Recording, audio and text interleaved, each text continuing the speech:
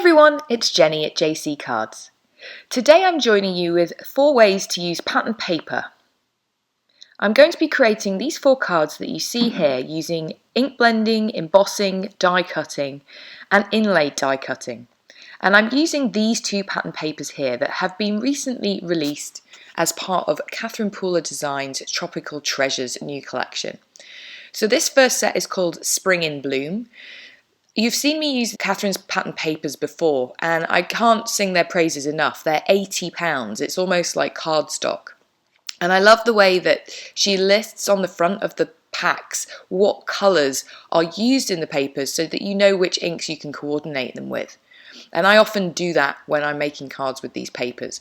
Some of these designs are just awesome and you could use them in their own right on a card on its own. So to start off, I'm using the Stand Tall dies from the Stamp and Die set from the Tropically Yours Stamp of Approval collection that was released last year, which is now available to buy separately. And I'm taking these awesome flamingo dies and adding them to a panel of the flamingo pattern paper from the Tropical Treasures pack, and I'm die cutting them. I'm then adding lots of glue all over a panel of premium white cardstock, and then I will adhere down the die cut panel of paper. And the reason I'm doing this is I'm also going to die cut the flamingos again just from this pink glitter cardstock. And by adding the glue directly onto the panel of cardstock, I can inlay this flamingo directly into the hole that's been left behind. Now, one word of caution, you'll see those little pieces up in the upper left corner. You need to keep those when you die cut your pattern paper. So for inlay die cutting to work, the way that you do this is that you add in your coordinating cardstock, like the glitter I'm using here, then you add back in the pieces into the gaps and it looks like a completely seamless, flush image. Don't stop there, you can also use the die cut flamingo. So I get a 2-for-1 here. So I'm using a panel of premium white cardstock and I'm just adhering directly onto the cardstock the die cut flamingos. Now for my sentiment, I'm using the Stand Tall stamp set and I'm going to stamp these directly onto the pattern paper images. Because these are both flush, both the inlaid die cut piece and this one, I didn't use any foam squares. I can use my MISTI and stamp directly onto the panel. For this one, I'm going with a contrasting black, so I'm using the Midnight ink from Catherine Pooler, and I do stamp it a couple of times just because there's a slight dip where the pattern paper meets the cardstock and it just to get a full impression. And for this one, I'm going to be heat embossing. So I'm stamping the Hello Gorgeous in Wow Embossing ink, and I'm treating it with my powder tool before I ink so that I don't get embossing powder sticking where I don't want it. I'm then going to heat emboss it in premium bright white opaque embossing powder, and you'll see that because this is an opaque powder it goes directly over the pattern paper and it stands out perfectly. I did trim this one down slightly for an 1/8 of an inch border around the edge, and the other piece I did directly onto a note card. Now, as part of the new release, there are some sequins. So this is one of them. That I'll show you another one that's being released a bit later. This is Miami. It's full of pinks and purples and oranges, and it goes really well with the pattern paper from the Tropical Treasures set. So I'm just adding a few on here. And I do finish off this card. You'll see here, I've stamped some of the images from the set just to add a little bit of a ground. And I think I stamped those in the party dress. So for my next card, I'm using this. This is also from the Tropical Treasures collection. I'm not quite sure what it is. I think it's reeds.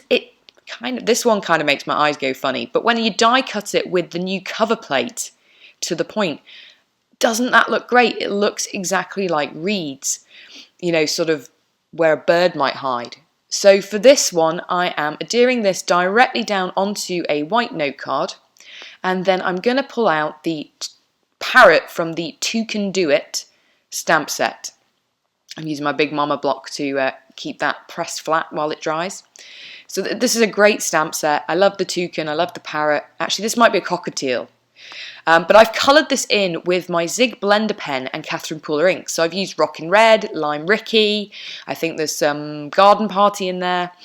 And you'll see in one of my other videos, I show you how to use the blender pens with the inks just to colour those in. So I didn't want to repeat it again here. Now, to make him stand out from the background, I'm using a circle of Catherine Pooler vellum, and I'm popping him up on some foam squares directly onto that vellum, which I'm just holding there with my finger. I haven't adhered it yet.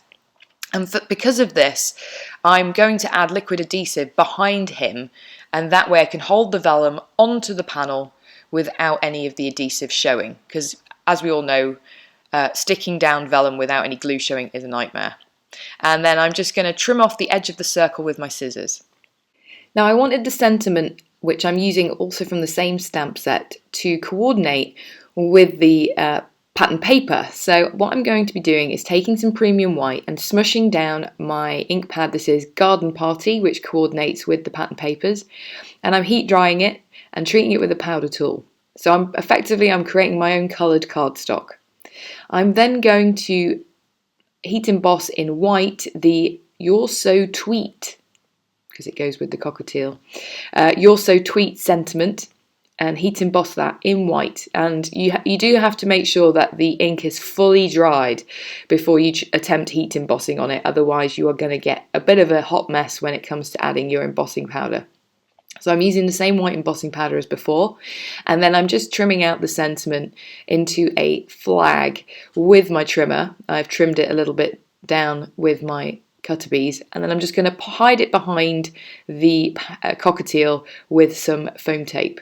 Now, these are the other sequins that I've got, the Springfield, which coordinate really well with the other set of pattern paper, but actually you can use them alongside this as well.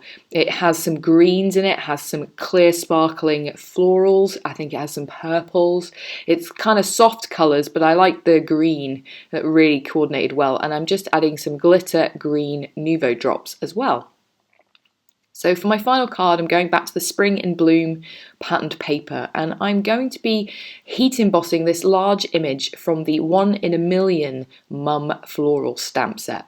So I've chosen these floral images from this pattern paper. It's soft lilac colours, and I thought that went well with this image. And I'm just going to be directly stamping onto this panel of pattern paper.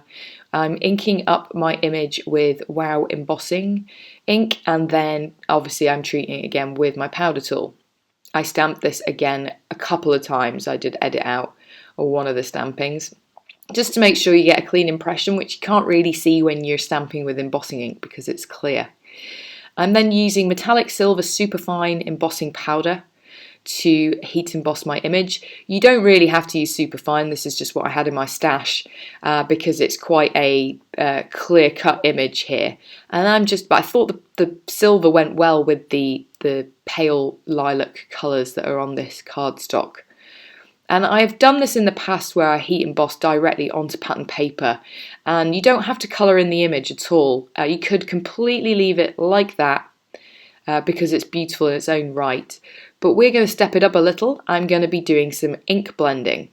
And there's a couple of ways you can do ink blending in this way. So the first one, obviously the embossing powder would resist any ink, so you could do your ink blending from the center out and highlight the image with your ink.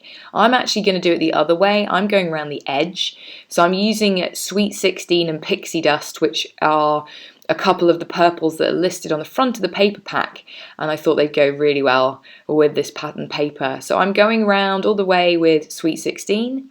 I'm going in almost directly to the image, but leaving a gap between the ink blending and the image, and then I'm going back around the edge again with the Pixie Dust just to darken up the edges slightly.